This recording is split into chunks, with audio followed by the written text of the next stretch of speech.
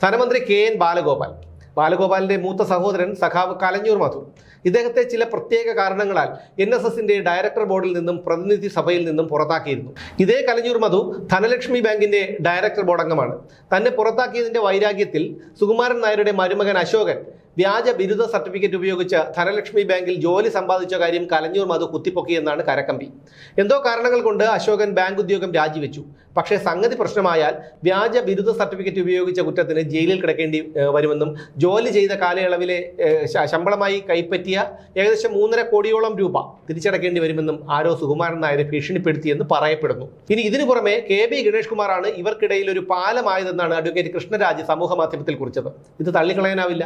കാരണം 2016 പിണറായി സർക്കാർ അധികാരത്തിൽ വരുന്നതിന് മുമ്പുള്ള ഉമ്മൻചാണ്ടി സർക്കാരിൽ ഗതാഗത മന്ത്രിയായിരുന്നു ഈ പറയുന്ന ഗണേഷ് കുമാർ. 2016 തെരഞ്ഞെടുപ്പ് അടുക്കുമ്പോഴാണ് സോളാർ വിവാദ നായിക ഉമ്മൻചാണ്ടിക്കെതിരെ ലൈംഗികാരോപണ പരാതിയുമായി വരുന്നത്. അതിനു മുമ്പ് തന്നെ 2014 മുഖ്യമന്ത്രിയായിരുന്ന ഉമ്മൻചാണ്ടിയെ കുടുക്കാൻ CPM തനിക്ക് 10 കോടി രൂപ വാഗ്ദാനം ചെയ്തെന്നും EP ജയരാജനാണ് ഈ വാഗ്ദാനവുമായി തന്റെ അഭിഭാഷകനായ ഫെനി ബാലകൃഷ്ണനെ സമീപിച്ചതെന്നും സരിത വെളിപ്പെടുത്തിയിരുന്നു.